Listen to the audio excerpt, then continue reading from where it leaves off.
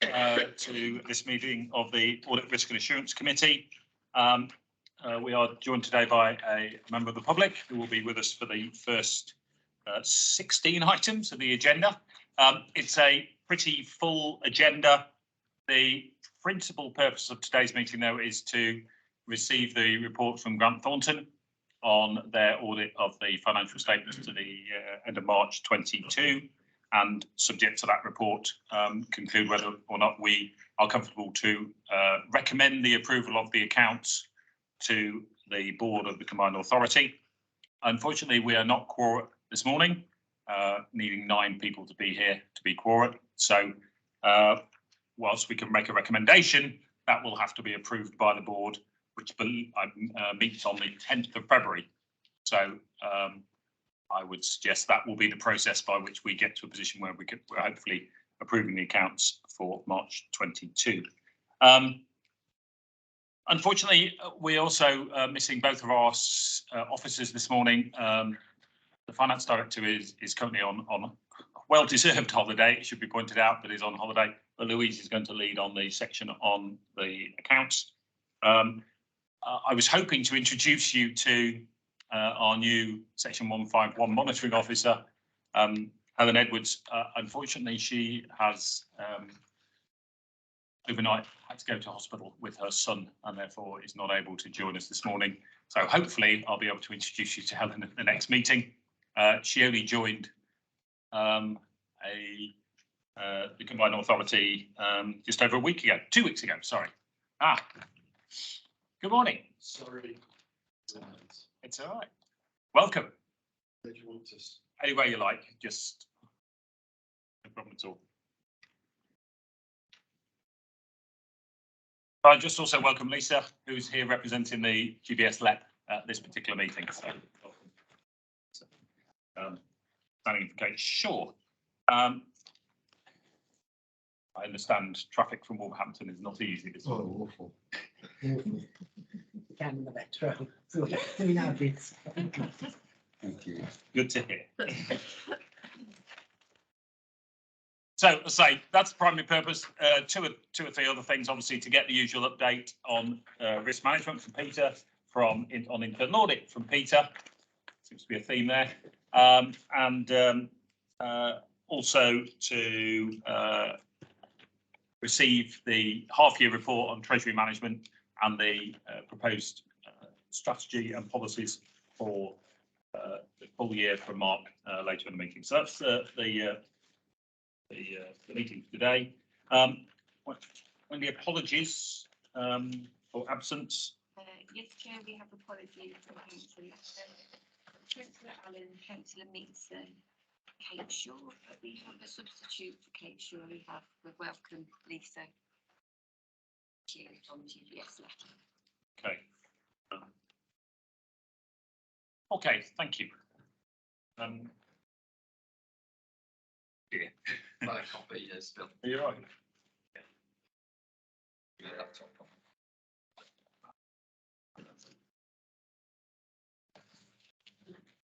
Right, just while you're doing that, just to formally go through the declaration of interest. Obviously, members are reminded of the need to declare any disclosable pecuniary interest they have in any item being discussed during the course of this meeting. In addition, receipt of any gift or hospitality should be declared where the gifts of it were thought to exceed £25 for gifts or £40 for hospitality. Anything that anybody wishes to declare at this point? For a new computer. No, okay, very good. Do we have any substitutes today? We do. We have Lisa representing Kate. That's it for today. Okay. Chair's remarks. Just to, I normally just let you know what I've been up to on your behalf since the last meeting, which obviously was in October. Sorry. So since then, I've had 2 meetings with the mayor to update on what's happening with this committee. I've attended 3 board meetings, 4 investment board meetings, 4 overview and scrutiny meetings. We also had a West Midlands Audit Committee Chairs Forum, which I am simply a member of, alongside a number of others. I know Councillor Lacker attends those meetings as well. I don't know if any others of you. attend those meetings. Those are the audit committee chairs for the individual local councils. So somebody from your councils is invited to attend those meetings. I think that this was only the third meeting we've had. I think they're pretty useful meetings. Certainly, if you are invited, I'd encourage you to attend. If somebody else from your council is invited to attend, it's worth attending. I did ask Wendy to share with you the slides. So we had a presentation from somebody from SITFA talking about the role of audit committees in local government, local authorities. I thought it was a pretty useful session. My takeaway from that meeting was actually there wasn't anything in there particularly that caused me concern from the perspective of what we're doing, how we're constituted, the areas that we cover. I think what we're doing is very consistent with the SITFA guidance. The one area that was of interest is that SITFA have updated their guidance to suggest that audit committees should have 2 independent members. That's the guidance that they've issued at the tail end of last year. I think that's probably something we should pick up with Helen, who is obviously considering wider governance matters. But it's a recommendation, it's not a requirement at this stage, but it was interesting to know. But that was about all, I think, in terms of issues that were raised. I say, if there's any other questions that anybody's got on any of those slides, then please do let me know. But so it was a good session, useful session, and reassuringly, it was confirmatory that, generally speaking, we seem to be focusing on the right things and in the right ways. Sure. Yeah. On the back of your comments there, can I just remind people of our audit committee forum that you were invited to? Yes. And that offer is extended to all members of this committee as well. We've brought in some flyers today. Okay. The date's been set for the 2nd of March. It's the morning and it's at Wolverhampton Art Gallery. We've got some excellent speakers and refreshments. So if anyone's interested who's a member of this committee, you're more than welcome. It's a free event. So if I leave these flyers with you, Chair, Yeah. and then if anyone wants more details, I can get that. Yeah, no problem at all. Again, thank you for my invitation. I can't make it on this occasion, but obviously others are very welcome to attend. We'll take the flyers. We probably just email out the details as well, if that's all right, Wendy, to other members of the committee. Great. Nothing further on that. Minutes of the last meeting. Any comments on the minutes of the last meeting in terms of factual accuracy for those who were there?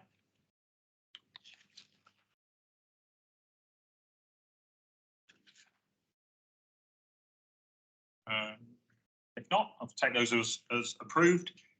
In terms of matters arising, there's a comment reference in here with regard to the LEPs and the representation of LEPs. Obviously, I assume all members of the committee are aware that the current proposal is that the Black Country LEP and the Coventry and Warwickshire LEPs cease to exist from 31st of March this year. Greater Birmingham Solihull LEP will continue for a further year through to March 24.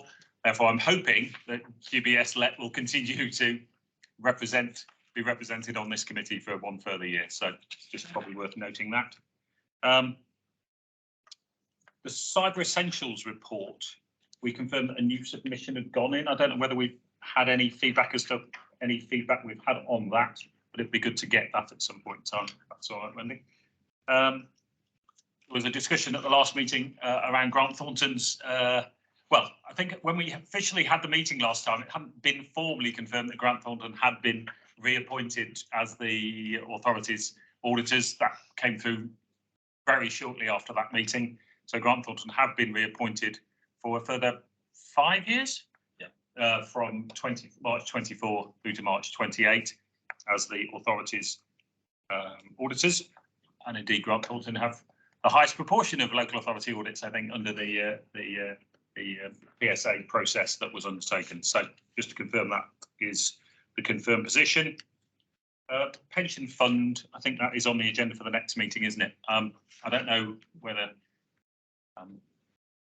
there was a lot of noise around pension funds in the last 6 months. I do think it will be helpful for this committee just to receive a report from Linda on that. So that's scheduled for the next meeting. And I think all the other points have been picked up by today's agenda. So any other matters arising from any other members of the committee? If not, Chair, yes, sorry. it's in terms of pension funds, probably just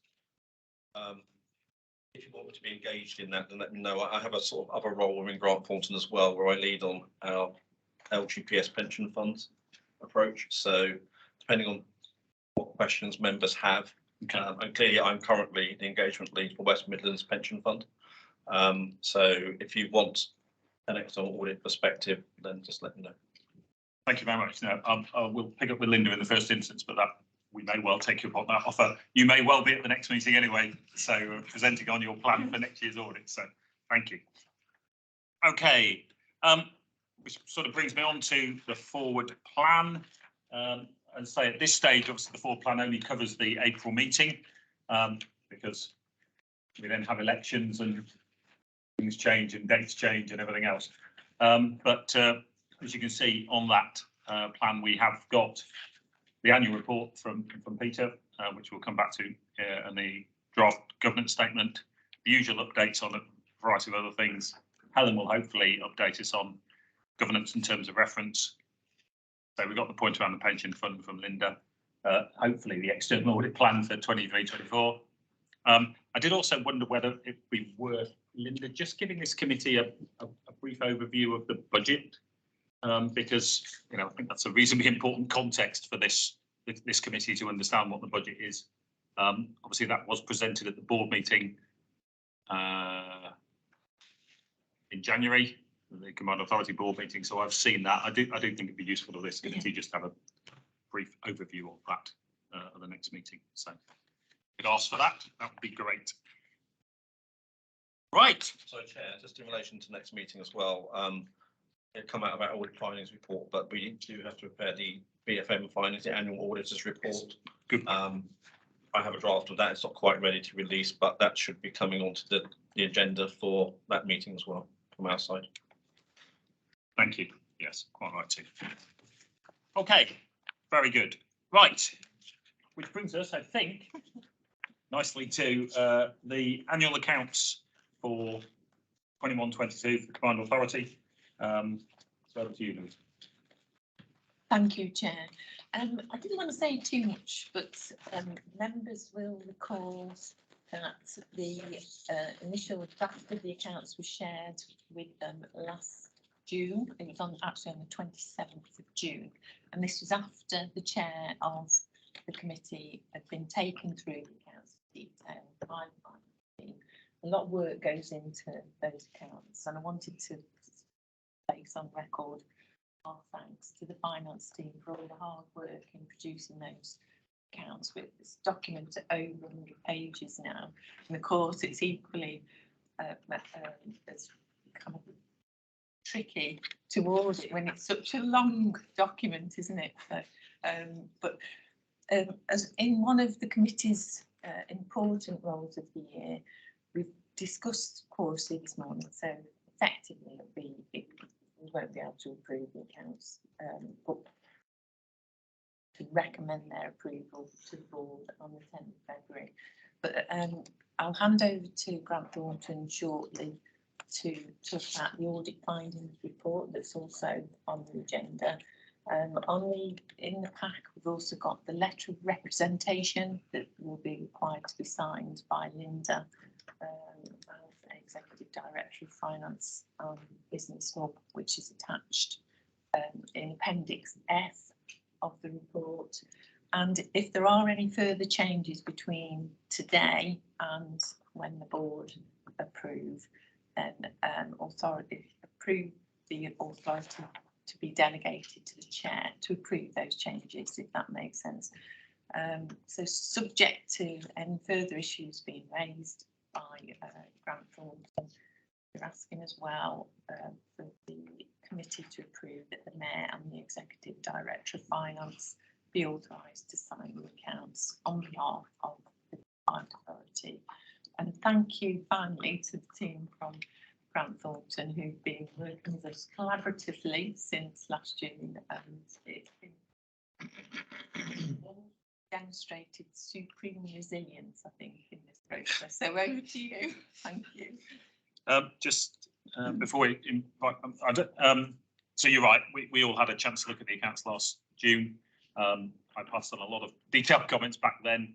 I've been through this update just on behalf of the committee, just to confirm to you, I've been through this most recent updated copy. I think most of the comments that we've raised previously have been adopted. There is just a little bit of updating the accounts to reflect that they'll be signed now, because there's a number of areas where as currently drafted, they talk about things that have already happened, i.e. Commonwealth Games, i.e. inflation in the final quarter of 2022. So there's just a few bits in the narrative reporting that I think still need to be brought up to date to recognise the current plan data signing. So I've passed all those to Louise as well. There were 2 changes to the numbers. Are you going to cover those, or Grant Thornton going to cover those? Okay, Grant Thornton will cover those. Okay, they're your numbers though. Yeah. So, just to be clear, they're your numbers, but Grant Thornton can tell you what changes were made to the draft accounts that were presented to the committee back in June. Okay, over to you, Grant. Okay, thank you, Chair. And yes, I mean, I think that probably is a very important place to start. These are your accounts. They are not my accounts. They're the accounts of the Combined Authority. And in that sense, without getting too much into jargon, under the auditing standards, you are those charged with governance, or the board ultimately is in this case, and therefore they're your accounts. We're giving you an independent view about whether they present, or they're a true and fair view of the income expenditure of the authority throughout the year. That's why it's important, that we engage with you in this process and have those communications with you. Just in terms of as I say, just taking a slight step back before we go into the report in a bit more detail. It has been a difficult year. We've that audit committee, and it's also reflected in here. We've had sort of resourcing issues due to illness. I think there's some illness at your side, and I think as the audit process and quality has ramped up, we've sort of encountered a few more technical issues this year, certainly in the areas of grant claims or grant payments, etc. That we've been working through with the finance team. But I think probably the overall message is we are nearly there now, subject to effectively final review by myself, and I'm joined here by Helen Linderton, the senior manager on the audit today. So I think we are substantively there on the audit, subject to final review. And picking up on that point, we do need to go for a final review of the amended financial statements. I think technically the one element you're required to update under regulation will be the annual governance statement, which needs to be up to the date of signing. Probably the other wordings. I do get the point. It'd be nice nice to get it right, but at the same time, it's probably not deal breaking if the tense is slightly wrong. But if those can be done, then that would be good. But if the narrative, we do say that's consistent with our understanding, so we're not auditing every word in that per se, just the numbers. So yes, we are subject to that final review. We are looking to be in a position to sign on 10th of February. We'll just work our way through, and if there are any challenges to that, we will let you know accordingly around that. Okay. So just in terms of your report, Grant, on the headlines, in this report, which is dated 2nd of December, there was reference to things like PPE, outstanding grant income, group consolidation, and all those bits now completed. I picked them up to go through. Oh, okay. Primarily, I think on PPE, yes, we have still one outstanding query with one of the component auditors. I say a query, that is just final review of their file. There were some elements we were expecting them to have signed off. We've got the assurance that they have signed it off, but I just need to see the file again to say that they have signed it off. Okay. So primarily, yes, we have completed that work now, and we're just working our way through the final checks from my side as engagement lead on that. So the authority and finance team provided sort of responses to all of our queries. So we're just making sure that it all sort of stacks up and the wholes together. Okay. And that's why it's with myself and Helen rather than with the actual team. We don't need the team underneath us. So we're primarily there. The one piece of work, value for money, I did mention a little bit earlier. We have sort of completed our field work on that. And there's nothing coming out of that work at the moment that would prevent me from issuing an unmodified opinion. But we haven't, until we presented that report, I can't certify the audit closed. So I think what we'll be looking at probably is in April, formally certifying the audit closed. And I'm sort of working to an assumption there as well that the government does publish its guidance around the whole of government accounts as well, which isn't out yet. So, but hopefully that sort of formally concludes the whole audit. Probably one of those archaic public sector act regulated about certifying the audit closed, but it does mean it sort of closes some down on public inspection rights, etc. And that's the process we need to go through. So I think we will to issue the opinion, hopefully February, and then certify the audit closed, hopefully in April. So if I just take you maybe to sort of page 3 of our report, which is the headlines. The two amendments to the accounts that we've highlighted there, which have been in relation to, one is net pension liability, and that basically is when you compile your accounts, the actuary provides the authority with a report effectively that shows what figures should go in the financial statements. The auditor of the pension fund, which I'm sure people around the table know is actually me. When we're doing our audit work, we identified purely due to timing differences, nothing to do with concerns at the pension fund. The asset valuations there were slightly different to when we got to investment managers reports in. It showed that the actual valuations at the year end were slightly different to their estimates. I think the total for the pension fund was £119 million. So when you say your share of the assets, etc., that ends up being around about 1.8 million of those assets will be yours. So basically that. But because of that, and there was an issue around the rate of return that the actuary had used, new reports from actuaries were commissioned from all of the employers. You got a new one in, and it suggested that your net liability should be 1.8 million less. That is not material, therefore I would have said you don't have to adjust for it this year, but the finance team were happy to adjust for that just to make sure that the accounts are right. So that's one of the adjustments gone through. That would have just affected the balance sheet effectively going through there. And the other one was, and in a way it links into one of the reports you've got later on the agenda around the sort of land fund and elements like that in terms of the valuation of the land on there, is that you actually hadn't had the valuation report at that time. You had to close down your accounts.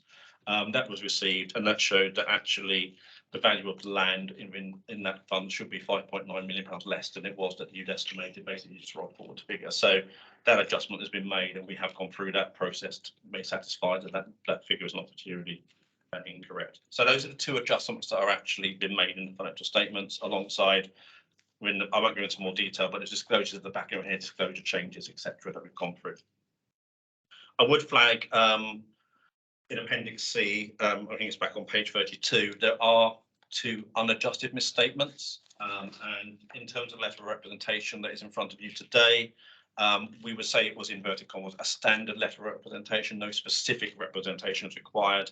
But we will expect reference to those unadjusted misstatements in the accounts, one of which is around and related to the process you have for capitalising certain expenditure. There's an algorithm in the background. When we've looked into more detail around what's there are specific accounting standards around what you can capitalise and what you can't capitalise, what's linked to a project. It has to be directly associated with it. There's some element of our concern is that not all of those could clearly be articulated in line with the accounting standards.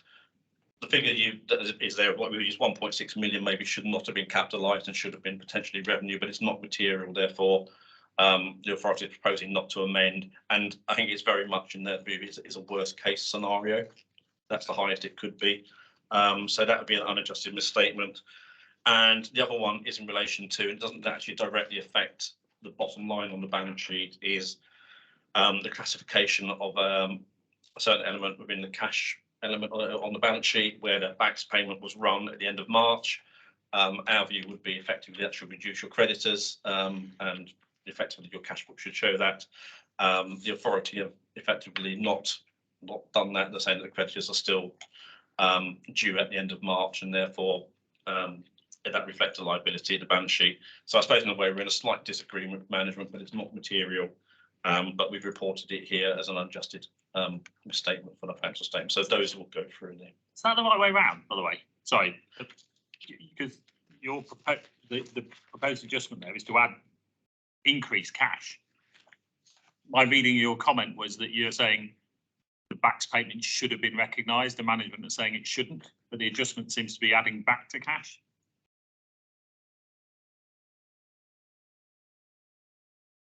You could be right, Chair. Yeah, we would, what, your cash book, in our view, the cash book, not the bank statement, the cash book is overstated. Yes, yeah, that was my reading of your comment, yeah, no, but that's- debit and that's credit what seems to should be the other way around. Yeah, I think what you've done is you've written the money back into the cash book and increased the creditors to Yeah. make sure that it's balanced. Yeah, so you don't think we should have done that? Yes, so I shall now go very red and embarrassment and say apologies. That's all right. The debits and credits are the wrong way round. Interesting, I had it on another audit finance report, I was having the same discussion, but I think I got it the right way around on that finance report. So, but clearly not on this one, so apologies, Chair. But yes, so effectively that was the issue around, it's a timing issue. It's because bank statements take 2 or 3 days to clear. My analogy would be if you wrote a check, you'd write it down, but the idea, I think the authority's view is that, well, the back statement could have got cancelled. But most times you would expect that to go through. So those are the sort of the headline sort of elements for USO charter governance in terms of that. I say our work that we had outstanding on property, plant, equipment grants, income, that's now completed, and I've already gone through the group consolidation. So those are sort of the headlines. If I take you further into the report on page 5, one element just to flag there, the change of our audit plan that we brought to you some months ago now, I know, is that we did change it slightly to reflect on infrastructure assets. I'm not going into those in a bit more detail. So that was a new risk that came on around a national issue. I'm not quite sure. I'm sure if members at their authorities have already picked that up around infrastructure and accounting for infrastructure. I mean, in summary here, I'll come here with that. Our view is you actually been doing it correctly here as an authority. So you won't be applying the statutory override. So that's the good news. I think if you go back to your host authorities, I think the majority, if not all of those, will be applying the statutory override, but we'll come on to that a little better. But just to say that we didn't deem it a significant risk, but we did flag it as a new risk that we need to look at. Moving on just onto page 6, just flagging that materiality changed very slightly from planning to final, just as a matter of when we looked at the outturn figures, but the overall principle and the benchmark didn't change around that. So we're basically basing it upon expenditure. On page 7, I'm going in a bit more detail because I'm quite conscious you've got this report quite late in the day. I'm really just flagging here is when we look at some of our significant risks about management override control, we say, why do you focus on journals? We do need to try to flesh it out here a little bit and say, well, you actually processed 78 or nearly 79,000 journals in the year. So really we're just trying to highlight, the way or what you call journals or whether they're transactions, about why we focus on it as auditors, because there's quite a lot of transactions go through that process, and you're churning over like 28 billion, which is multiples of your actual expenditure in a year. And a lot of that might be treasury management, it might be things rolling over and things like that, but just really highlighting why people say, well, why do you focus on journals? Not just because the auditing standards say we have to.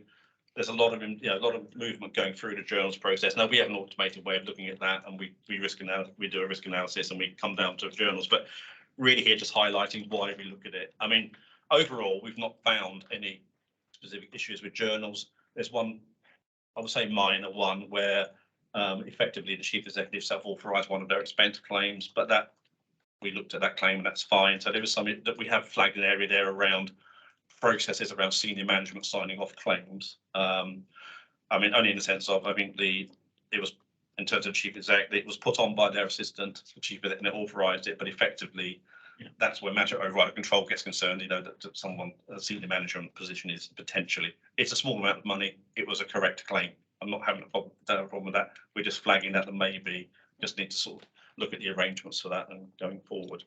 But overall, no, we didn't identify any sort of coming out of that work in terms of our technical journals that suggested financial statements are materially incorrect. Can you is this a function of our accounting system? I'm aware that many accounting systems nowadays, every transaction is posted as a journal. Is that what's 78,000 journals seems a phenomenal number, but it may be simply the nature of the systems we have that mean that so many transactions are posted as such. I they've automated it in effect, but I'm assuming it's journal lines rather than in journals. So must come from inflow from from your tool. It does come through the tool. It's not an unusual number in the local government environment with what we see. We do see huge amounts. It doesn't just pick up the individual lines, it picks up everything that sits below it. So it is going to pick up huge numbers of transactions, but you don't look particularly out of line with other clients that we've seen, which is why we place a huge focus on looking at those. I suppose I'm asking for two. One is control, but secondly is efficiency. You know, and if you're processing 78,000 journals a year, it's not very efficient, is it? But I don't know to what extent it's effectively transaction processing rather than what is traditionally referred to as journal adjustments. But yeah, certainly follow that up. Okay. To give you a flavour of how it's kind of broken down. Okay. Thank you. And the one specific item you flagged, I'm reassured to hear what you say about it, but it shouldn't happen, and we need to make sure that there is a process by which, you know, appropriate approvals are put in place. So can we just make sure that that is flagged as something the committee were disappointed to note? You know, you cannot have the chief exec approving an expense claim which they're the beneficiary of, so, even though it was a genuine claim and it was small amounts, etc., etc. So, okay, thank you. Yeah, thank you, Joe. I mean, I thought that's actually protecting an individual as well. Exactly. You know what I mean, it's not so much as but it is good governance. So we've highlighted it, and there is a recommendation and management response. I would agree around efficiency, as Helen has said. We do see it quite often, and there's certainly one of my, well, it's in the public domain. If you want to go to one of my clients and look at it, and it's even more than this. And a part of that is they were using spreadsheets to process journals and stuff, and we're saying, and that's the challenge we put back to them is that the most efficient way of doing this, and how much time is that taken? So I think the efficiency element is probably more, I would say, focus on necessarily than actually the governance issue almost, if you know what I mean, because you do process correctly, but is there capacity to be more efficient around that? We may just come back to that point, because obviously you referenced again earlier on in your report the process by which we prepare the account. So we might come back to you on that. And in terms of the other significant risks, as I said, we did look at, also we identified potentially on page 8 revenue cycles. The revenue cycle includes fraudulent actions or income. We've gone through the various processes, just so we haven't identified anything that we need to bring to your attention around that. We also look on the other side of that, the expenditure, because you're a public sector body, and that's under practice note 10. Again, because of the process and arrangements, we sort of rebut it as a risk, but we've undertaken work in those areas as you expect us to do on material balances, and again, no matters to bring to your attention. On the next page, on page 9, we looked at the significant risk in relation to the net pension liability. So, as we've said before, significant risk for us because lots of assumptions in there. That they're small changes in those assumptions mean big changes to the number. I've just highlighted the amendments gone through, but again, overall, when we go through the assumptions bit on another page, no issues with the net pension liability as well. On page 10, we highlight our work arranging from the group audit. WM5G, we reviewed the component auditors' work and everything there is fine. Just as highlighted here, Midlands Metro Limited, we've got to do one final review of the auditor's file, and hopefully that will be then complete. And I know that you've got their accounts on the agenda today as well. Yeah, so they did sign their accounts on the 7th of December. So I think that from their perspective, their audit's complete. So obviously we just need to see that final file basically. So and then that's a bit we're waiting to see at the moment. We just need to arrange to screen share with them and go through that process. On page 11, so those are the sort of covered off significant risks. On page 11, we go through sort of other sort of new issues and risks that we looked at as part of this year. Just flagging here around infrastructure assets and accounting for infrastructure assets. I say it's a national issue. You do it correctly. When we were looking at our work, we did identify sort of things that drive some of the numbers like depreciation around expected lives or useful expected lives of assets. We did identify potential misclassification of around just over £1 million of assets that were disclosed as vehicles, plant and equipment, but they're actually to meet the definition of infrastructure and the code. We just followed, in that sense, it's not going to affect the balance sheet. We're not proposing an amendment, but it's one of those things that we've highlighted to the authority. I wasn't going to say much more on infrastructure. We're still, as I say, we're finalising that work in that, but we're comfortable that actually as an authority, you've been doing it sort of correctly, and all that's around derecognition about. And I suppose I'm not that surprised, being that you've evolved out of a transport authority, because that would have been the sort of bread and butter accounting. But we had to have a look at it just to make sure going forward. And the other book we've noted there is around recognition and presentation of grant income.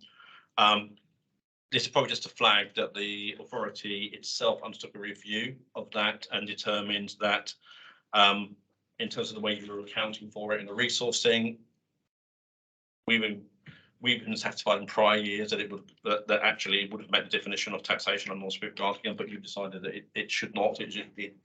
On review, it's better coming out of resources. Therefore, you change your accounting policy. And when you change your accounting policy, you have to amend the account. So there is a prior period adjustment within the financial statements. We reviewed that and we're comfortable with the revised statements.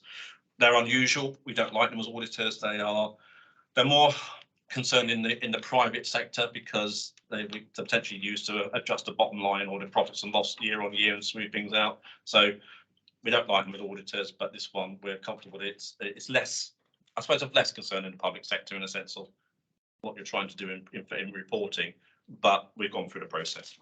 On the next page, just on the sort of key judgments and estimates, nothing to report back on the valuation of land and buildings. That's primarily this office, which is fine. So is it only one technically that you have to sort of reevaluate on an annual basis? As I said, have you had the confirmation from Brute Knowles on their independence now? Yes. Yeah. Okay, good stuff. And the inventory one we've commented on already. That is basically valuation in, and we've gone through that. So yeah, can I just ask manager a quick question on that? Is there anything we can do to get that information more quickly? You know, it'd be better if we've got it before the auditors have to look at it. Yeah, certainly. Excuse me, I think just requesting the information a lot earlier. Okay. Yeah, it's just better if these things are picked up in the first draft of the accounts rather than later on. Okay. I mean, Chair, that's going to be probably a topic of conversation going forward as we look to get back to what is a normal inverted commas audit cycle, because you will be, or the regulations will ask you to complete your accounts by the end of May. So it is getting those sort of building blocks in place going forward. And so there's a conversation we had around pension funds about whether that's a good date for them or not, but that's a just slightly different question. Next, page 13, I wasn't going to go through that in detail. I mean, I think, yeah, there's paper you asked about pension funds. What we've outlined in there on page 13 is the assumptions that drive the pension fund liability. I think from your perspective, just to say we are comfortable with the assumptions used by the actuary. We've taken our own expert advice on those, so we're comfortable with what's been used and drive those figures. Okay. And there's nothing from a post-balance. I'd say all of the noise in pension funds obviously happened. Well, a lot of the noise happened in September, October after the. Yeah, it was called a mini budget eventually, wasn't it? So yeah, and a lot of that noise would have been whether you had any, I don't make it too technical, whether you had any liability-driven investment in your portfolio. I don't think there was a lot in the West Midlands pension fund, to be honest. So, so I don't think, and I think it was big enough anyway to resolve that in terms of liquidity issues. So I don't think there's any. Okay, sorry. Another place like that. Fund in there then, but I think it's sort of settled down a bit now. So I asked the question because somewhere else I know where there's a March year end, you know, there's quite a lot of disclosure in terms of post balance sheet event. Yes, I mean, I think we'd look at that, but I think, you know, it depends on the degree of exposure you actually had add to that one. And to a certain extent, how accurately you could estimate the impact, to be honest. So that is an ongoing issue.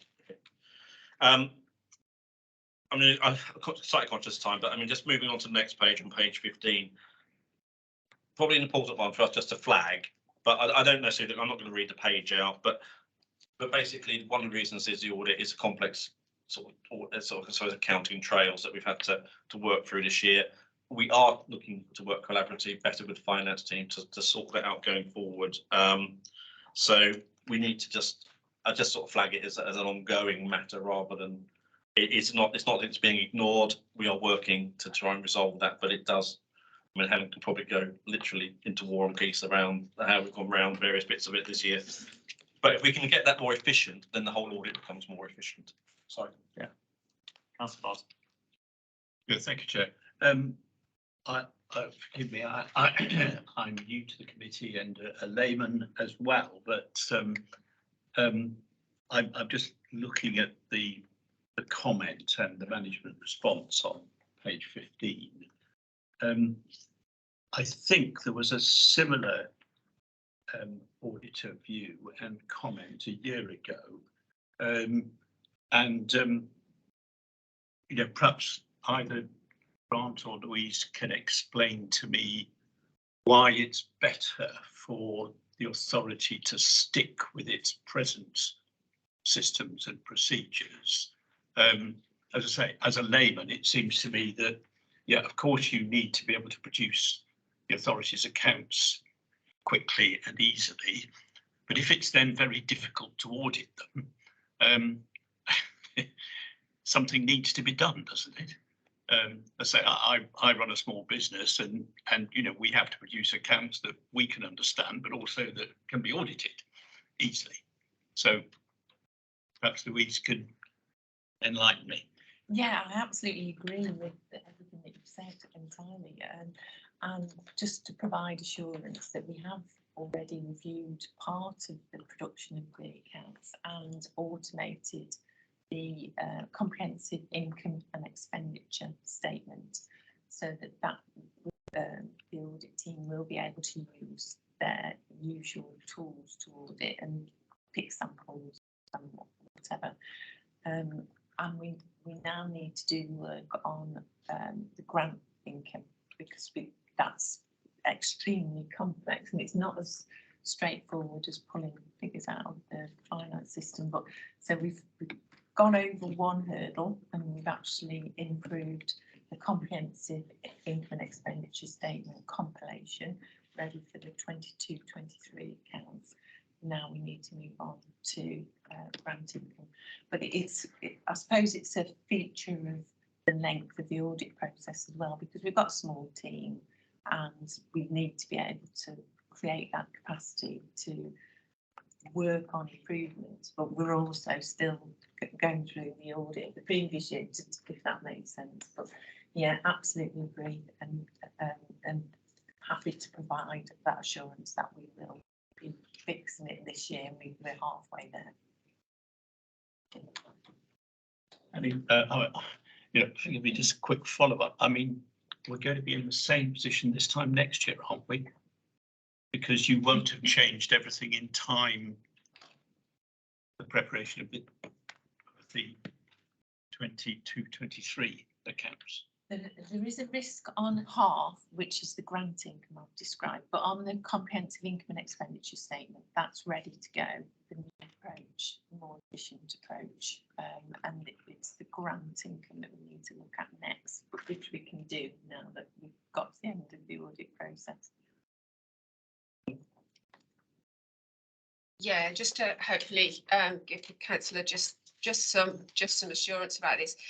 It is it's not necessarily the way the transactions are recorded throughout the financial year. It is about how they are collated at the year that feed through into the financial statements that gives us difficulty, because they are through these intermediate spreadsheets. What we're already working with the finance team on now is how that is done at the end of the year for like March 23, and how they can automate that process to get rid of those spreadsheets, effectively those intermediate spreadsheets, We've seen some very early work that officers have already done around that. And based on what we've seen, it does look like they have made good progress in terms of automating that. So in terms of how the income and expenditure statement is built, if you like, for the year end March 23, that is looking like work is in progress. So that does give some assurance that that part of the audit will be smoother and enable us to pick samples a lot quicker. As Louise said, the bit where the work needs to happen is around the grant income and how that tracks through the accounts. That is not as simple as building something automated off the system that exists. There is work still to do around that. So I can give you some assurance that part of that we've already seen the work that the finance team have done, which looks like it will make the process easier. So I don't know if that helps. And quicker. Let's hope so.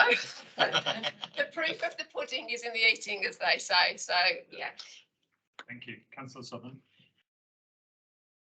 Thank you, Chair. Just a general comment, making things easy from a layperson's point of view, or anybody picking up a set of accounts, it can be complex. So the narrative is important. For me, I'm always looking for what I call the RAG rating, red, amber, greens. You've articulated, well, this morning I feel that you've articulated and left me with an impression that we're in a green arena, but there are ambers.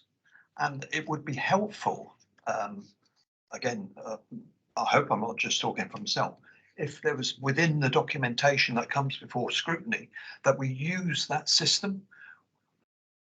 Good practice is great, is good, but we're worried about the ambers and obviously reds. Well, I don't detect any of that, because for me, it's about making progress. Yeah. And what you need is, there's no point in having an auditor trying to maneuver us over, and for me, as someone that would be part of the audit trail, would be looking to us to say, are we content? Are they content? And how do we move this forward? So the ambers would be the focus for me, rather than the complexity of going through the whole of the report.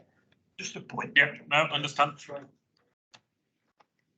Thank you. No, I appreciate that point. The other bit, just to flag here, that again, is more culture management, is this idea that the small central finance team are quality assuring all the documentation that comes from outside finance. That again doesn't sound like a, well, it's not good from your perspective, it's inefficient from your perspective. So it must be. So I think what we'd probably like is a response to this document coming to the next meeting, if that's okay, in terms of the specific recommendations and things that have been flagged by the external auditors. That'd be super. Yeah. Okay. Thank you. Getting close to the end now. So I mean, just reflecting back on a couple of things there. I mean, interesting, I think, as a firm, we are beginning to look at our audit findings report template. Yeah. And looking to see whether it can be simplified in some ways, to try and I think that will hopefully pick up some of your concerns or suggestions there around flagging what's important, if you know what I mean. So it's easier to pick up. So I think we are looking at that. I'm not sure if it'll kick in for 22, 23, but I think it'll be in there for the new contract. But it is an area we are looking at. So, and I think, yeah, the thing about the going outside the wider finance team, I don't think that's just an authority. That's sort of in certain events driven by, I suppose, audit quality as well, that we need to get more outside of finance. It's getting that balance right between us having one lead contact, which is really helpful.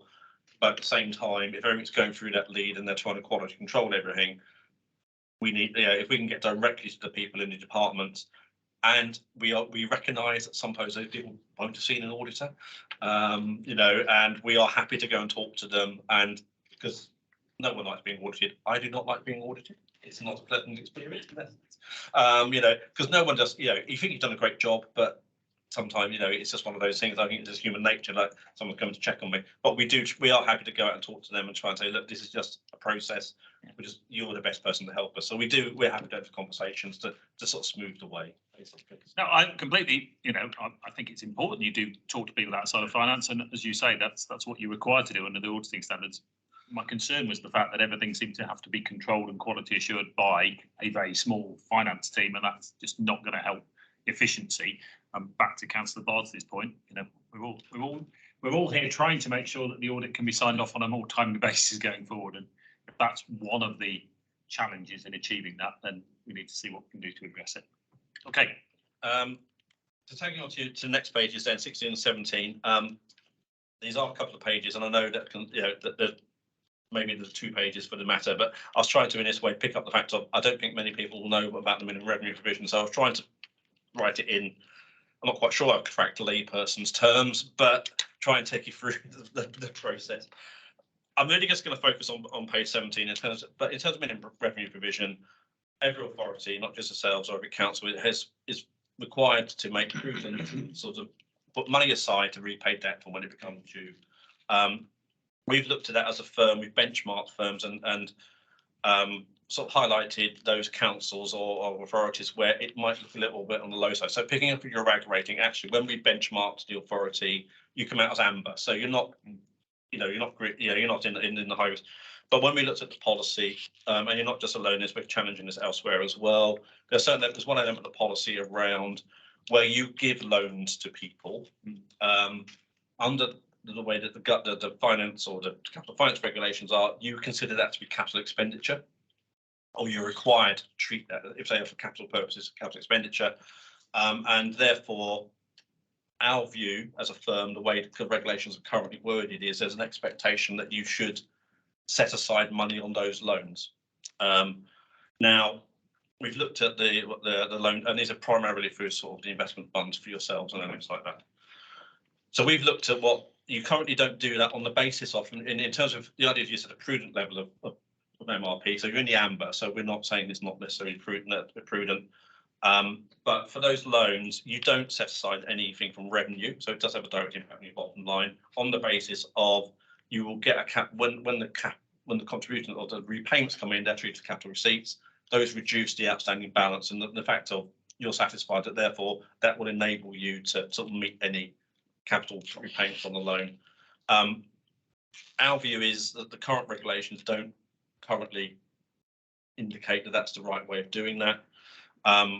Now, we made a very prudent estimate of actually, if you have to put something aside, do you do it over the length of the loan or over the length of the assets it's supporting? If you do it over the length of loans, we estimate it to be around about £8 million that you haven't put to one side. If you do it over the length of the assets that they are actually, a third party is using it on, it might be about £1 million. Right. However, there is a however to this, is the government is consulting on changing the regulations, and the current proposals that have been amended are that if these are the loans are for capital purposes, I'll call capital loans, then you do not need to put revenue aside. You can use capital receipts, but you do need to do an annual review of an expected credit loss. So you need to look at who you've lent the money to and estimate whether how much of that you think you're going to get back, basically, based upon your knowledge that is what you currently do. So I suppose I'm reporting in a long way by sort of saying, I think what you're doing isn't in line with the current regulations, but it looks like it's going to be in line with what's coming down the line. On that basis, we're not proposing to take any action, but we're flagging that if those regulations don't get changed as anticipated, then we will be expecting you to review the policy going forward, and it's not material on the accounts. So it took me to. I just for the principle on this particular point, I did discuss it with Linda before she went on holiday, and I understand your perspective and I understand her perspective. Yeah. I also am aware of the history that we have with regard to the recoverability of the loans we have granted to date, which thankfully is a very positive experience. And so expected credit loss hopefully won't be a significant number based on the current portfolio of those investments. So, but no, I thank you for flagging it. And again, that should be covered in the paper that comes back from finance in response to your report. And I think the final matter on this, I'm really going to go through the report on, is just the next page on page 18, and it's really the forward-looking bit that you've got. You went into a loan commitment with Phoenix Life Limited as a commercial lender. You haven't drawn any money against it yet. Yeah. So what we did was say, well, as it's a commitment, do you need to account for it? We're satisfied, and I'll have to use terminology under one of the accounting standards, IFRS 9. It doesn't meet the criteria for you having to recognise anything this year. But as soon as you do draw it down, there are some potentially complex accounting entries that need to be made. So we're flagging it as we've looked at happy this year, it's fine. As soon as you draw that loan down, you'll need to consider the accounting. So we're just flagging that. Early. Sorry, just to flag to Mark Finnegan, I'll be asking about this when we section a bit later, because it didn't seem to feature in your report, Mark. So, okay. Okay, Chair, thanks. The other bits of the report, we've looked at going concern. You're not you're going to continue into the foreseeable future, and that's what you do on service continuity. So no issues around going concern, no issues around other information in the accounts. We've looked at narrative report, the annual governance statement, apart from bringing them up to date. For whole of government accounts, as I say, we're waiting. Hopefully they'll bring out the same guidance this year. You'll be below the threshold and take from that. And I've mentioned value for money and where we are at the moment. Just to say, I think from what I've seen at the moment, we haven't identified any significant weaknesses at this point in time, but we'll be bringing a report to you in April. I think finally, just a reminder in terms of independence and ethics, that as a firm, I don't do any direct non-audit work for yourselves as an authority, but I've got colleagues and advisors who do some work for the Department for Transport, and we've been advised that we just need to advise you that we do that work. It's a very small amount of money. It's all to do with looking at grants that you get for the metro effectively. And there are arrangements in place that if they find anything wrong, they are required to tell me. So it's basically, I think the concern would be that if Grant Thornton has something wrong that I maybe have done, they wouldn't tell me and they wouldn't tell you. So just to say that that's been cleared up for EPIC.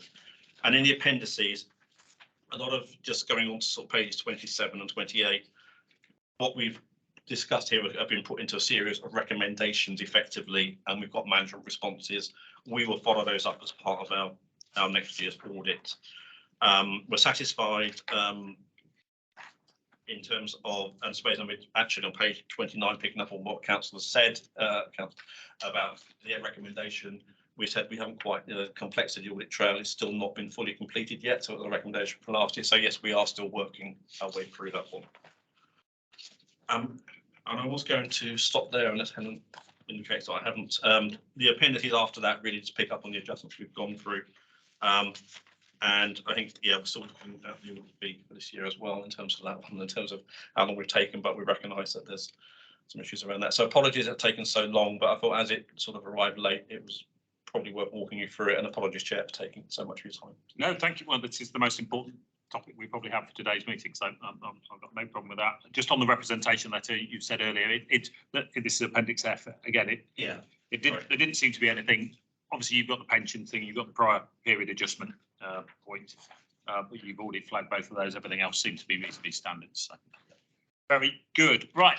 Any further questions for Grant Thornton? This is your chance to ask anything else of our external auditors at this stage. You know, this is obviously they are our accounts. We have responsibility for them, but obviously, as part of an assurance process, the external audit is a critically important part of that. So, any further questions from Grant Thornton at this stage? Well, thank you very much indeed. Flag one last time. Obviously, I think all parties are disappointed. We're sitting here in January/February. Signing off last year's accounts. We are aware that we're certainly not alone. I mentioned earlier, I think the PSAA reported that only 14% of audits had been signed off by the end of November. So this is not an issue that is, and I know member authorities are still in the process for signing their authorities are still in the process of signing off their accounts. So this is a significant challenge for both preparers of and auditors of accounts, but clearly we would like to do everything we possibly can to get the accounts signed off and approved on a more timely basis going forward. So again, that I think will be a featured discussion at April as to what can we do together to get to a position whereby we can get these accounts signed off next year. Okay, if there's nothing else on that. say, I don't, we probably just, it is worth just going back to the point of the recommendations that Louise set out at the beginning of this agenda item 8, which is obviously recommending the approval of the accounts, subject to any final changes which you are happy to delegate to me and the finance director to process through the accounts that have been shared with you as part of these papers. And obviously for us to recommend to the finance director and the mayor, the executive director of finance, sorry, her official title, and the mayor to sign the accounts in due course, which I say will hopefully be as close as possible to, if not on the 10th of February when the WMCA board will meet. People happy with the recommendation set out?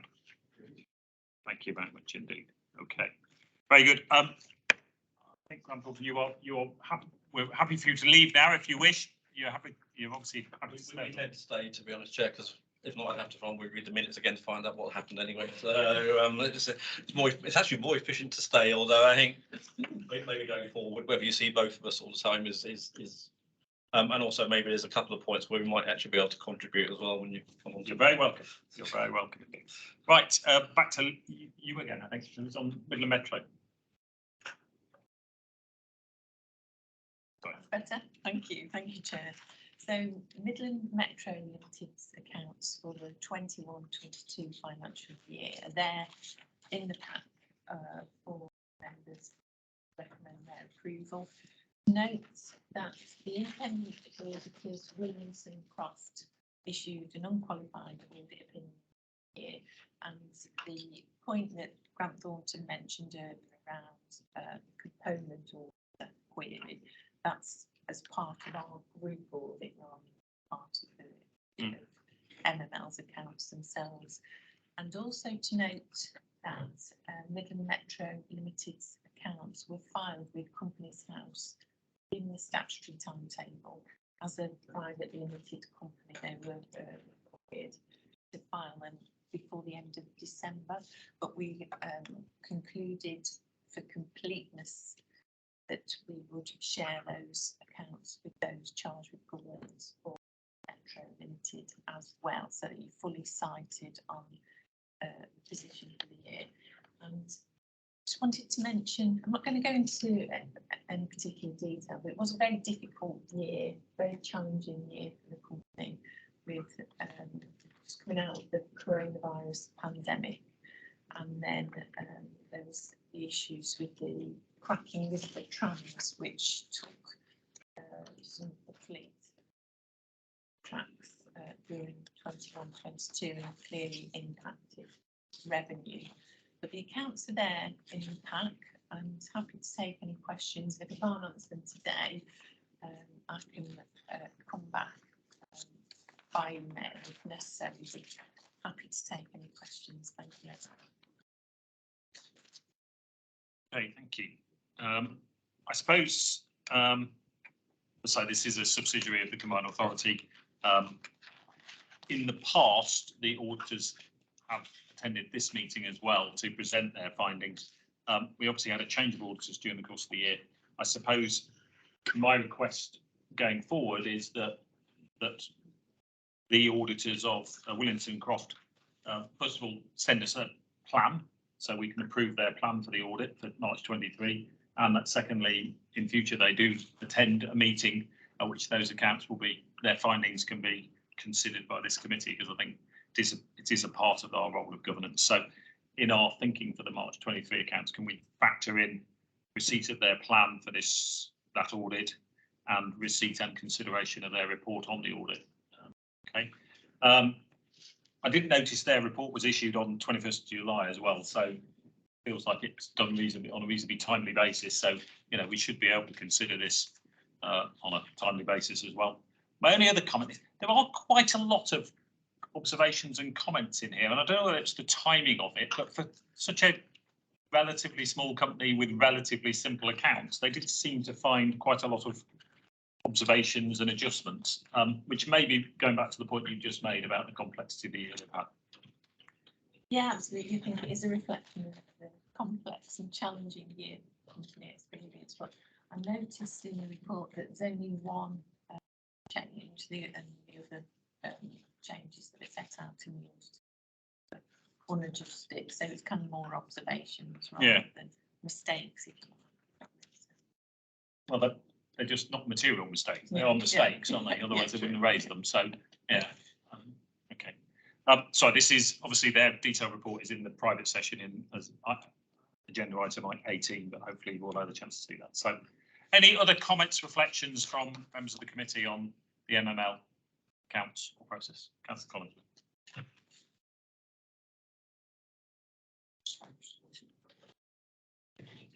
Thank you. Yeah, so you mentioned there about the independent auditors for the Metro Limited. And as the chair said, they're a subsidiary of the Combined Authority. Obviously, we've got Grant Thornton as our external auditors. What's the name of this company? Williams and Croft. I just wondered, I mean, as the chair of Wolverhampton's audit committee, I know we go through the public sector audit appointments company process for our appointment of an external auditor. I just wondered on what basis of that company being appointed. Was that the same route as we've gone through with the PSAA? And also, just picking up on something the chair said, we're signing off the accounts for this company, but we don't see any other of their business in this committee throughout the municipal year. Do they have their own audit committee at this particular company? You know, just give us some more detail on that, please. First of all, the Combined Authority actually go through the same public sector audit appointments process as Wolverhampton Pension Fund Council. That's how we. The next appointed period, we're also with Grant Thornton. As a private limited company, Midlands Metro Limited procured effectively the services of Williams and Croft. Previously, they were audited by BDO. It was a 3-year contract that ended with the 2021 audit account. So they went out to market and procured the services of Williams and Croft independently. And that's how they became the component auditor, as Grant referred to earlier.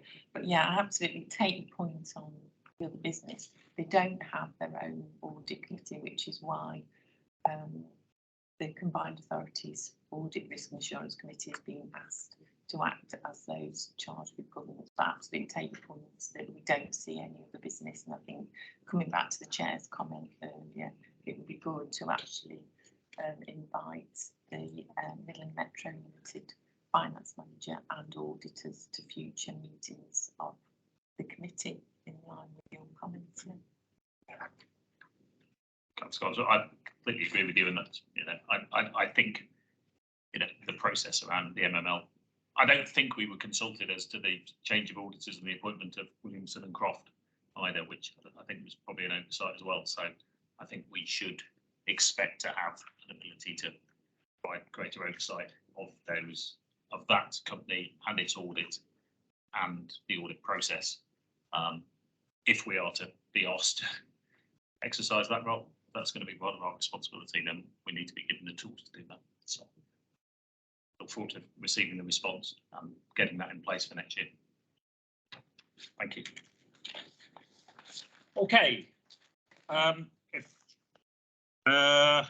nothing further on external audit, I think we move on to internal audit. And Peter, say we're in terms of timing, we do need to finish at 12 as well. I think 1 or 2 members need to leave by then, so if we could keep it reasonably brief, although I think it is reasonably brief this time on this meeting. Thank you, Chair. Yes, this is the latest internal audit update from ourselves as the internal auditors for the authority. We're going to take it in 2 parts. Firstly, I'll just inform you of the work that we've completed since we last met, and then secondly, I'll give you an update on the overall position regarding the provision of internal audit and 1 or 2 difficulties that we find ourselves in this year. So, since we last met, we've completed an additional audit report on the WM 2040 delivery programme around environmental recovery. That was a satisfactory level of assurance. Members are probably aware that we can give 4 levels of assurance: no assurance, limited, satisfactory and substantial. So satisfactory assurance is level 3 of 4. So generally a positive level of assurance. We made 3 ample recommendations. We've appended the full report to the back of our progress report, so members can have sight of those recommendations in detail. But basically they were around making sure that there's a specific, more focused risk register just on that programme, that there's chain improvements to programme delivery reporting wherever possible, and that while there is a lot of stakeholder engagement that takes place, we felt there should be an overarching engagement plan that pulled all of those together into one place. So no showstoppers as such there, hence why it was why it was a satisfactory assurance rather than anything else. In the progress report, we also mentioned that cyber security, we've issued a draft report that has since been finalised. So that will come to the next ARAC meeting. I believe it may well be a private paper because it touches upon cybersecurity issues. But again, satisfactory assurance, all the recommendations have been agreed. So more details of that will follow at a later ARAC. On page 214 of the pack, which is a table that we produce, giving you a list of all the audits that were in this year's internal audit plan. Unfortunately, this year, Sandra Carrion, who was our lead auditor for the Combined Authority, has been on extended sick leave and is still off at the moment. And we've also struggled within Wolverhampton Council to resource our internal audit function. We've been finding it difficult to recruit. We have recently recruited a new officer that will be starting in March, and we're also we've been given approval to enter into a framework agreement with an accountancy firm to support us by providing some additional internal audit resource as well, although that is quite a long process that we have to follow to get that into place, so that will probably take some time. And also we're dependent upon an accountancy firm similarly having the capacity to be able to work with us in providing a resource, because I know across the sector that people are struggling to get employees into post. The CA, we're in ongoing discussions with the CA, and they're also looking to bring in some temporary interim internal auditors, and a member of the Wolverhampton team recently sat on interviews with a number of potential agency employees, and I believe 2 will be starting in the very near future who will be working with us in helping to deliver the audit plan. So we have got processes in place to try and increase the resources from a number of routes to be able to deliver the plan. But as things stand at the moment, on page 214 of the pack, we've listed all of the audits. The ones that we've highlighted in green are those that we believe we will be able to deliver before the need for your end of year annual report, albeit I think 1 or 2 just in the last day or 2 have been put on hold with regards to discussions with the CA, but I will be picking those up with the CA over the coming days and weeks. There are 3 audits that we've highlighted in amber that at the moment we don't feel we will have the capacity to deliver. This is where either the framework agreement that we're looking to enter into or the in-house internal auditors that CA will be bringing in will hopefully work on those reviews. But again, we will work with them in helping them to deliver that. There are 3 audits that the CA have agreed will be carried forward to next year's audit plan, and a couple of audits that were in the audit plan, but because of actions within the CA and where they are with regards to these 2 particular areas, they've been put on hold for now, may be reincorporated into future plans as well. So it will be an abridged internal audit plan that will be delivered this year. We're confident that we'll be able to give a level of assurance at the end of the year, which is our main focus. It may be that we have to put in a disclaimer statement that, you know, this is based upon the full internal audit plan that was set up at the start of the year hasn't been delivered, but we've got 2-3 months left before we need to do the annual audit report, and we're in constant discussion with the CA and the relevant officers to try and make sure that as much as possible can be delivered. Where we have completed audits, nothing has given us any cause for concern, so hopefully there'll be a level of assurance that ARAC and the CA can derive from that.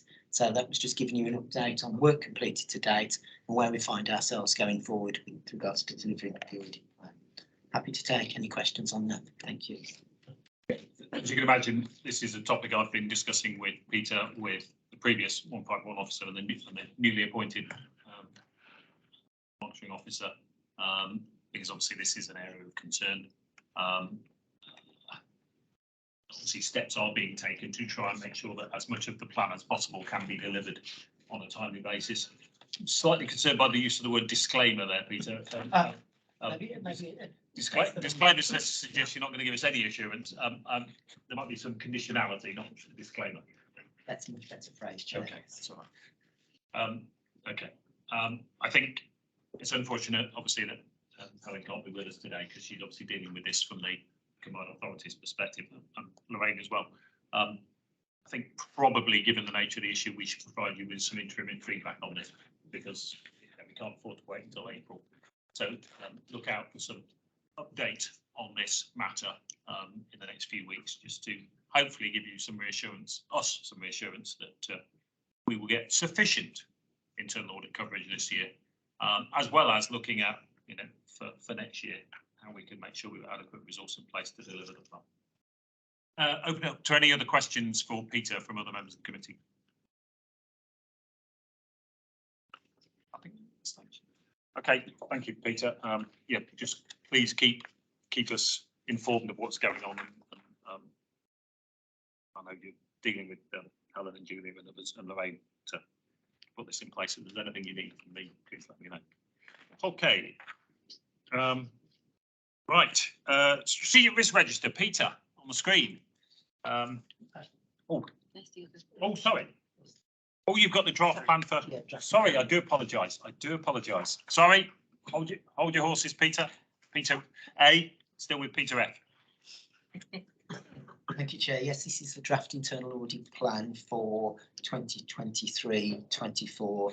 It's been in the main compiled by Lorraine, who's the CA's internal audit liaison officer. She's pulled together the plan that's appended to the covering report, which sets out the intended range of audits that will be undertaken next year, 23-24. She's linked them strongly to the strategic risk register, assessed that each one as an audit needs assessment rating, generally medium or high, shared the plan with us. We've had a look at it. We think it's a strong, comprehensive plan that would cover a range of activities and services across the CA. So we were happy with the plan that Lorraine has very kindly put together. Again, similar linking it to the previous paper.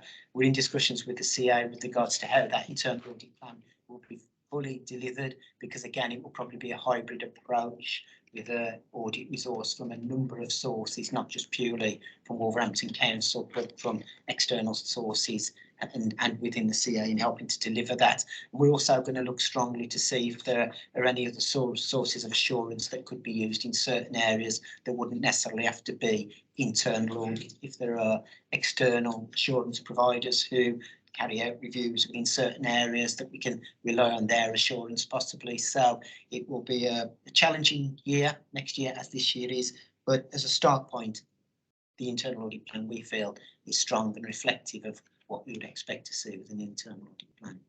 Thank you. Thank you, Peter. Again, I've had an opportunity to have a look at this. I'm pleased about the linkage with this strategic risk register. Hopefully Peter A hasn't got anything negative to say about that, so that's good. There was a statement in 2.5 in this report, which Lorraine isn't here, but maybe she can respond on. When it says there may also be risks on the risk register that fall outside of the remit of the Audit, Risk and Assurance Committee, which I just didn't quite know what she was alluding to, really. So, do you know what that means? No, I can maybe pick that up with the Lorraine. Okay. So, I mean, ARAC should have access to all assurance work and to be able to request, may not always get it, but to request assurance work across the strategic risk. That's where I was coming from. So I can understand that there may be risks that internal audit aren't addressing. Yeah. But I can't think that there's things that aren't within our remit. I was struggling to understand what that comment meant. Yeah, I think it may be that That it should be phrased differently to show that there will be risks on the strategic risk register. Internal audit won't be able to provide assurance against all of them and wouldn't be expected to. No, that's right. Yeah, that I would understand, but we just clarify that point in 2.5. I think the other thing just to flag to ARAC is that, and we'll allude to this a little bit later under item 16 on the agenda. There may be a request for a exercise looking at the transport budgets and a review of controls over the transport budgets, which may come through as a supplement to this plan. But that will be a specific exercise which we've had very initial conversations with Anne Shaw about. So just to flag that on to you. Okay. Any other questions or comments on the proposed plan? Or happy that it's. I've got one. Yeah, thanks. Something that experience with our own council is contract management side. I see it's a high on this and procurement. And just to reassure that's got to be tight. The procedure's got to be followed. Double check signatures have been put in place where they should, and general seeing the contract management and the proper skills behind all that. So it's just a comment from my own experience that it's got to be tightened up. Concur entirely. Yeah, just a quick question. Obviously, following on from my last point about the resources question, how confident are we that this plan can actually be delivered? And is there any specific items on the plan that will be prioritised over other things? Because I'm noting here that there's a couple of them that say failure to adapt and embedded adequate formal governance arrangements. Is that something that could be done quite quickly just by looking at why they haven't been adapted? Through you, Chair. Yes, I think that's what we intend to do as a collective, is to look at the plan, and some of them may be high risk, but may only need very little audit resource because their high level review may be sufficient, or a small number of checks in certain areas. So just because of the audit needs rating at high, medium or low doesn't necessarily mean high needs a lot of resource. So we do want to make sure that what resource we have available as a collective is focused in the most efficient manner, and maybe the one or two of those audits on here are relatively straightforward and easy to tick off. Others will no doubt be more complex and need more resource, but it's something we're trying to balance between ourselves. It's a good point. Thank you. So when you bring the final plan to us, because this is draft, you know, it'll set out the schedule of when those audits are expected to be undertaken, I assume, and that will give us obviously a final ability to influence the timing and therefore the prioritisation, I think. Thank you. Right. Can I now go on to Peter A? Yeah, very good. Right, thank you, Peter. So, Peter, in terms of the strategic risk register, do you want to just give us the headlines in what appears to, obviously it's over the Christmas period, it doesn't look like a huge amount has changed, but if you could just flag that to us, that'd be super. Thank you.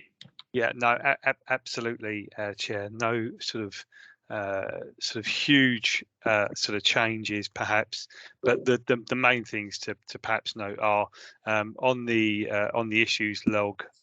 One of the issues with regard to the tram cracks on sort of the 3GT trams,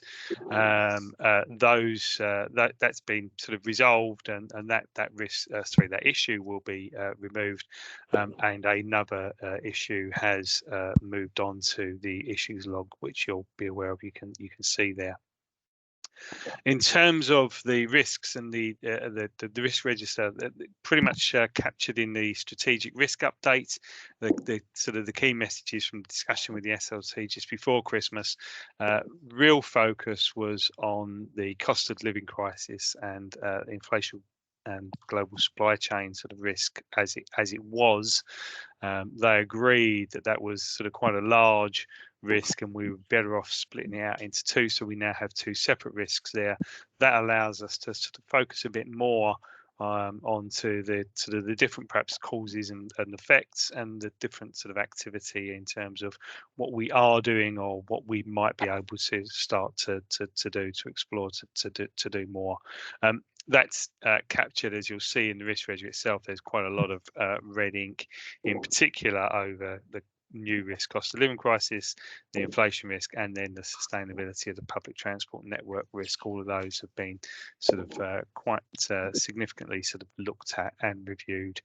And the last couple of things on the sort of the slide deck, the update, just to sort of say, there was also a sort of quick comment around the failure to deliver the opportunities and benefits of the investment programme risk, where there was a real sort of need to focus on the Trailblazer devolution deal discussions, and then on West Midlands 5G, where I reported to the SLT that a colleague responsible in that area felt quite confident that that risk was now brought under control.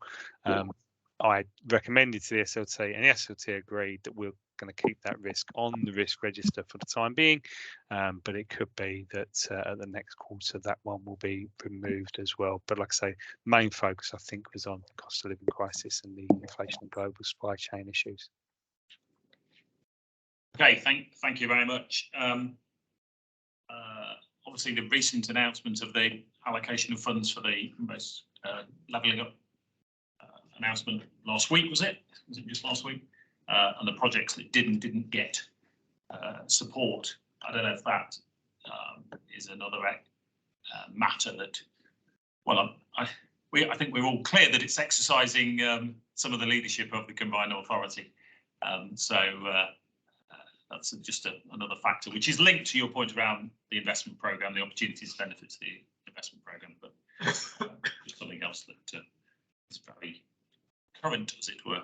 But any other questions, comments on the update? Say it's a relatively minor refinement to what we've seen in the past over the last few weeks. But any comments, Councillor Collingwood? Yeah, thanks for that, Chair. You stole my thunder because I was going to raise the point that you've just raised about the levelling up. Yeah, the West Midlands come out very poorly in terms of what we've been allocated of these levelling up funds. I just wondered if that had been identified as a risk, and what, if anything, could the Combined Authority or the Mayor do about that? And I'd just welcome your comments on that, really. So certainly we hadn't spoken about that sort of previously. It's obviously something that I'll want to speak to colleagues and the SLT about, to make sure that if there are concerns there in terms of our aspirations going forward, but as far as I'm aware, we will be looking at a new business plan for the new financial year, setting out our ambitions and our aspirations, and my assumption is that will be sort of covered by our budget, but I will certainly speak to them, to them being the SLT, to understand what the implications of this most recent decision might be, and what more we may or may not be able to do. It is strategic risk number one, and therefore, it seems to be pretty critical to, the objectives of the Combined Authority. It's an extension of that point, isn't it? But it's it's a very important point. And I'd say it will be interesting to understand, and I'm sure you will follow up, Peter, what is the thinking of the leadership around the SLT, around the implications of what has happened. Clearly recognising that the opportunities that the TDD may bring may to some extent compensate for that. But I'll certainly make sure that's part of the conversation in the March review of the risk register. Absolutely. Thank you. Any other questions for Peter? No. Okay. Thank you, Peter. And thank you. Okay. Right.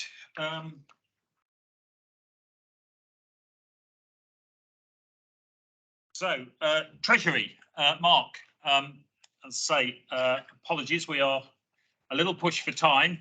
Thank you for these papers, which I feel I'm very familiar with now because we reviewed them for the last meeting as well. But if you could maybe just pick out the key highlights of here, and maybe very specifically just mention the Felix loan, because I couldn't recall seeing that in the paper, but obviously it was in the Grant Thornton papers. That'd be great. Thank you. Of course, yeah. So we have two items. Firstly, the Treasury Management mid-year report. And I'm conscious of time, so just in summary then, the mid-year report is one of 3 reports that we bring forward to ARAC, and just gives you a review of the first 6 months of the financial year, the period from April to September. The report's for noting there are no specific recommendations within it. And just in summary, net investments for the authority moved by approximately £10 million between April and September, the result of one loan taken out in May and an increase in our cash balances because of grant receipts during the course of the year. Probably the most important point to note within the mid-year report itself, it was the volatility in interest rate environments during the course of the year, and which has continued since then. As a consequence, the investment returns that the authority is making have increased quite dramatically in comparison with its budget figure for 22-23. I wouldn't propose to dwell any further on the mid-year report. I'm happy to take any questions on it. Okay, I think you're exactly right. You've just picked out the 2 key points. One should note that the authority has secured a lot of its borrowing at rates that are no longer available in the market. Let's put it like that. And therefore, I think that position looks strong. And as you say, the ability to roll over the investments regularly and secure higher returns is also noted. If you've only got to look down the list of the investments in the Appendix A to see how the yields on those are now moving up to much more attractive levels for us. So I'd say your contribution to next year's budget is also noted in a positive light. So any other questions from members of the committee on the half-year report? If not, Mark, if you'd like to carry on into the policy, strategy and practices document. In which case, yeah, so certainly this is the most important Treasury report of the year. Again, as I mentioned earlier, one of the suite of 3 that we present to ARAC alongside the mid-year report and the out-term report. So ARAC's recommendations are to review and endorse the Treasury Management Policy Statement, review and endorse the Treasury Management Strategy for 23-24, and note and agree the arrangements that we have in place for the maintenance of our Treasury Management practices. Paragraph 3.3 of the cover report gives a brief summary of the significant changes between the current strategy and the strategy moving forward.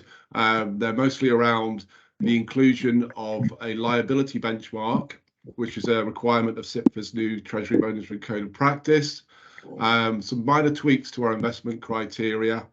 So they're summarised there for ease of reference. Moving through into the strategy itself, particularly summarise that on the borrowing front, we expect our capital financing requirements, our underlying need to borrow, to possibly turn out at around £710 million at the end of this financial year, and then rise significantly thereafter to around the £1 billion mark by financial year 24-25. Our central case at the moment, and I'll come back to forward funded borrowing and the Phoenix loan in particular in a second, is not to undertake any more borrowing and to maintain an internally borrowed, so an under borrowed position using our own cash resources over the medium term. Predominantly that's because we expect, and we've seen obviously that interest rates have risen quite dramatically over the course of this financial year. We will expect them to remain high-ish for the next couple of years or so before falling back again. So our central case is not to borrow, and then probably or possibly to then look at borrowing perhaps within the latter end of the medium-term financial plan. There are risks to that approach. Obviously, there's a risk that interest rates change in an adverse situation and grow higher still. So we do have availability to go to the PWLB if we need to for borrowing, and we are also investigating options with private sector lenders as well. But on the investment front, we expect cash to remain elevated for a period of time. We've been successful in receiving many government grants over several years now. A lot of that cash is resting with us at this moment in time, but will be spent as capital programs develop. So cash balances will fall over time, and for the authority, it's gauging that risk between its financing requirements and the level of cash that it can maintain within the business itself. Again, for the sake of being concise, I think I'll probably leave it at that point and open up any questions. But perhaps just to move on to the Phoenix loan just before that. So for just to give members a sense of the loan itself, approximately 12 months or so ago, we entered into an agreement with Phoenix Life Limited to draw down £100 million worth of borrowing in August of this year. That rate was fixed at that point in time and therefore mitigated any potential cost of carry. So there is no interest rate payments due until the loan itself is drawn down. And as Grant Thornton alluded to, it will be drawn down in financial year 23-24. An accounting paper will be brought forth to look at any accounting issues that are incumbent with that loan itself, and will form part of the audit for that year as well. Yeah, sorry, I should say I didn't notice the 100 million loan. I didn't know. I hadn't put two and two together and knew it was a Phoenix one, Mark. So apologies. You clearly do reference it. It was just the reference to Phoenix that I wasn't so clear about. Okay, thank you. I had two or three just small points of follow up. 3.3, thank you for putting that in the paper, because I think hopefully that helps the committee understand what has moved from what was approved last time round. I just note the potential increase of use of non-UK sovereigns and the obviously currency dimensions of that. But I think in your paper you say that all investments and borrowings are done in sterling anyway. So even though they're non-UK institutions, you're not looking at borrowing in non-sterling terms. Is that right? That's correct, yeah. So all our investments are done in sterling. And with regard to non-UK sovereigns, we were looking to actually take out a bit of an anomaly, because at the moment we just list it as per foreign country, which is not very well defined. So in effect, that could be any foreign country, and clearly we don't want to be investing with non-UK sovereigns who aren't below a certain credit criteria. So we've tightened up the rules when it comes to that criteria itself, to make sure that at the very least any non-UK sovereign that we deal with has a minimum credit rating the same as the UK. Oh, okay, good. Thank you. That was the second question. Very good. There's a point about internal audit covering off Treasury. Again, I'm aware of the specialist nature of Treasury, and therefore the need for specialist skills to be able to do the internal audit. Is that is available through Wolverhampton, is it, in terms of? We do an annual review of treasury management. We base it very much on the SIP for guidance. Okay. The team have experience of treasury management. They're not as experienced or technical as. Yeah, okay, understand. And I think my only other comment was that I noticed that the potential sources of borrowing, including in pension and insurance funds, and given some of the challenges some pension funds had in, I'm standing like a broken record on this, but some of the challenges that some pension funds nearly had in the autumn, and clearly that's just something we need to be careful of as well, albeit obviously they are incredibly well funded. It's typically so. But other than that, no, I had no further questions. I always find it a very interesting paper to read. Thank you. Other questions from other members of the committee on the Treasury policy?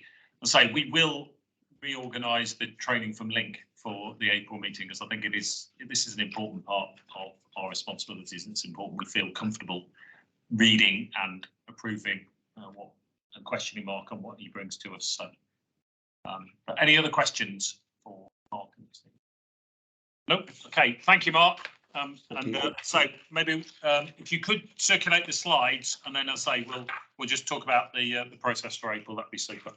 Thank you. Okay. Right, Gareth has joined us. Thank you, sir. Unfortunately, Helen was going to lead on this and then invite Gareth to comment, but unfortunately, as I said earlier, Helen is not able to join us this morning. So, Gareth, maybe if I can just hand over to you.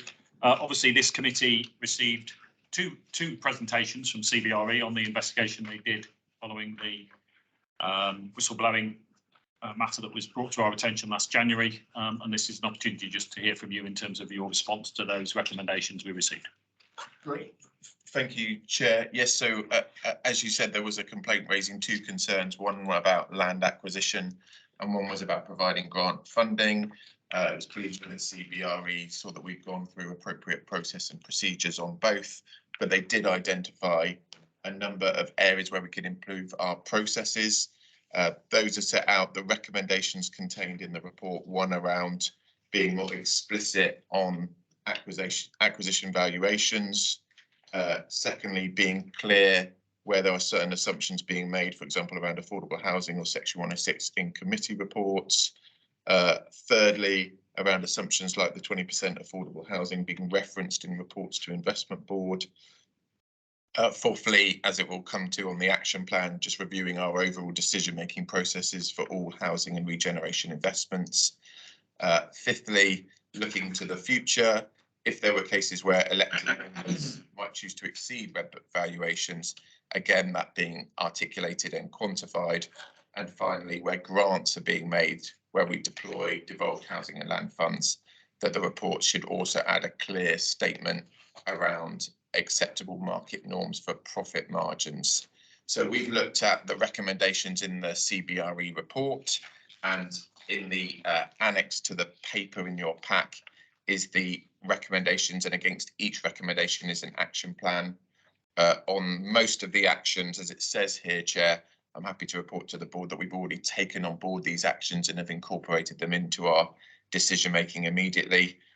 So, for example, all future valuations are looking at both current market conditions and prevailing planning policy. Obviously, planning policy is changing all the time as local plans are produced and are adopted. So that is a constantly evolving picture, and making recommendations clear in any decision-making reports about what has underpinned the valuations. The second one is where the Combined Authority has a policy of 20% affordable housing and how it deploys its housing and land funding. Again, making that clear, but also making clear any other assumptions. So the Combined Authority also has a policy of encouraging zero carbon housing. It also has a policy of encouraging modular construction housing. It has a policy of looking at higher density around public transport hubs, and all these factors can influence the viability of a development project. So it's important that those are explicit in reports. The third one, as it says here, we've gone to investment panel and investment boards. I've done a briefing for investment board about our processes and our funding criteria, Chair, and how that works through. And we've also done a paper to the Housing and Land Board on the funding criteria and to the investment board as well. And then finally, as it says there, where investment board, if they did choose to exceed red book valuations, there's a clear process set out there. But if they wish to do so for public benefit, and how that would work through within the system. So in that case, we would do two valuations. We would do a below market value valuation, and then we would do a normal market value valuation. For example, if they wanted to be below the market value, and then similarly, if they wanted to be above the market value, we would again do two valuations for the committee, one at normal market value rates and one above the market value. Obviously, market values change all the time, particularly in light of the current economic environment and what is happening, and as well in developer demand, market demand, comparable values, etc. The final point we again have already implemented, which is that any case reports around devolved housing and land fund now do include a specific statement on profit margins, Chair, so that that is explicit in committee reports. So we have included that now around all those different valuations. So those were the actions that we proposed to take forward against each of the recommendations from the CBRE report. And as it said there, the vast majority we put into immediate effect. Okay, thank you very much indeed. Councillor Barton. Yes, thank you, Chair. I'm just intrigued by how you take into account some of these changing criteria, particularly in relation to affordable housing. Sorry, I should know, but presumably the 20% is universal across the whole of the combined authorities area. Yes, so it is worth. It's not likely to change when the local plans are adopted, or is it? Can I answer that, Chair? Because it's a really, really important point. So local authorities set their affordable housing targets in their local plans. So most of the region has an affordable housing target in their local plans of about 25%. Solihull actually has an affordable housing target of 50%. The combined authority, when it deploys its housing and land fund money, has a condition that's agreed with government and with the CA board that it won't invest in any scheme that doesn't offer a 20% affordable housing provision. So that's whenever we spend money in terms of grant funding, that's how it goes in. Now, we have had an overview and scrutiny committee review, and there is certainly a lot of encouragement for increasing that 20% to 25%. The challenge on that is that many of our brownfield sites, particularly in the Black Country, on pure market viability, can't achieve the current 20% affordable housing target. So we would need more government funding to close the gap, in effect, between what the market value can sustain in terms of the contribution for affordable housing and the local plan affordable housing target. And that's in our devolution deal proposal at the moment, is in effect to try and ascertain how we close that gap between the minimum and what we ask, because by putting a 20% affordable housing target on all of our investment decisions, we do get quite a lot of schemes that cannot secure brownfield funding because they can't secure that minimum 20% requirement. Councillor Sutton. Thank you, Chair. You said that the vast majority of the recommendations are being implemented. Can you identify those that are not? And can you give a timeline? Yes. Apologies, Councillor, I should have been clearer in my wording. All the recommendations are being implemented, but some we've already started to implement, and the others, as it says in the annex, say the vast majority are being implemented by the end of March or in June. Apologies, I should have been clearer in my wording. Thank you. Thank you. Any further questions? Thank you. Obviously, I'm encouraged by the fact that the recommendations of CBRE are being taken on board and taken on board promptly. So that's great. I think there were two things probably coming out of the review, the exercise for me. One is not for you, but for us. We need to be able to undertake these investigations and form our recommendations a lot quicker than has happened on this occasion. This is not a process that should have taken 12 months. So I think for us to note as a committee and working with the officers, we need to be able to do these processes quicker than this. But I'm glad we got to where we've got to, and I think we've got to a good place. And I think the overarching thing that came out of the CBRE report was not to say that we were doing the wrong thing, but to increase the transparency with which we're making decisions. And that seems to be very much the spirit in which you've taken this on board. So thank you. Thank you. Right. So I no further questions on that. Last but not least, on the public part of this meeting, you're happy to, happy for you to go now. Thank you, Gavin. Cheers. Yeah, exactly. Yeah. So that's why we just got on the screen. Thank you. So just in terms of item 16, as I said, unfortunately, Helen Edwards can't join us. She's asked me to read out this statement, which she typed from hospital at 5:03 this morning. So she wanted to let the committee know that a report was taken to the board, WMCA board, on the 16th of December, when it was noted there was a breach of financial regulations in respect of the Metro Wolverhampton City Centre extension. The board agreed for an investigation to be undertaken with oversight by the chair of AMC, because that's what it said in the board paper. The former monitoring officer instructed Mazars and they have commenced their investigation. I think it's set out in the paper, the process by which Mazars were appointed in terms of reference, who was approached, and the fact that they have been appointed. They have already interviewed a number of people, but one key witness was on holiday and unavailable, so they have not yet concluded their investigations. Their current view is there are likely to be recommendations to review and strengthen procedures. Their final report is expected in the beginning of shortly, probably the first week of February, and to be reported to the West Midlands Combined Authority Board on the 10th of February. It is recommended that ARAC agrees that the monitoring officer should continue to consult with the chair of ARAC on the recommendations to be made to the board in respect to the final report. I would add to that and an expectation that we will clearly report back to ARAC on what came out of that exercise at our next meeting. Any questions on either the statement from the monitoring officer or the paper that you were sent, which is agenda item 16? That's the comment. So just remind me, what position is Helen Edwards in? She is now the new monitoring officer 155. So she is the new Satish. So she's not been to one of these meetings yet then? No, she only joined 2 weeks ago. Right. So she joined on the 10th of January. Did you say she's in hospital? Her son is in hospital, right. And she is with her son in hospital this morning. So, sorry, I should have said, sorry, I said this at the beginning just before you. Yeah, I must have missed apologies, apologies. Yes, Helen was due to attend this as her first meeting. But unfortunately, I say her son was in hospital overnight and she hasn't been able to join us. Well, wish her all the best then. Yes. I mean, I've got a couple of questions, Yeah. but no, I guess no one's in a position to answer them really. You're not going to be able to answer them, Chair, I don't think.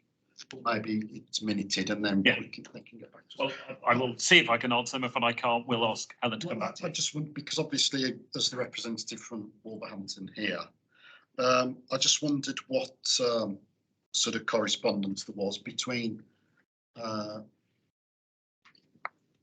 local authority and the CA about this particular incident, if any.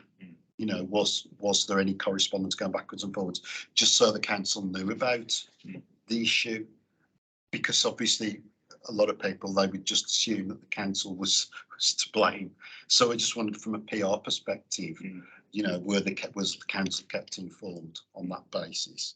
And also I just wondered, because there has been continual delays on this particular stretch of Metro Line, I just wondered if this played any part in the delays as well. And once the investigation's concluded, just to ensure that, you know, it doesn't happen again. Yeah, I can't provide any further insights on the first question in terms of correspondence between Wolverhampton and the Combined Authority, albeit that is clearly an area that Mazars are looking at, and they are looking, as well as interviewing key parties, they are reviewing correspondence and the governance processes and structures that are in place. So that will form part of their feedback. But I can't tell you precisely what has happened in terms of communication. Clearly, there is a desire for lessons to be learnt around what has happened here. So your second question was? It was just that has that played any part in the delays? Again, I wouldn't want to answer that question because I'd be prejudging the conclusion of the investigation. But instinctively, one would think that, you know, delays in a project are likely to lead to additional costs being incurred. But I say I'd be prejudging the review. We will, I say, come back to you on those matters. Any further questions on that investigation? Yes. Okay. Yeah, well, yeah.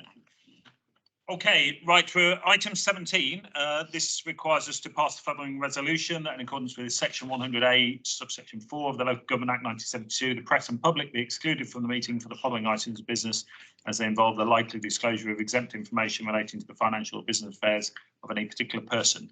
So, thank you to the member of the public for leaving us.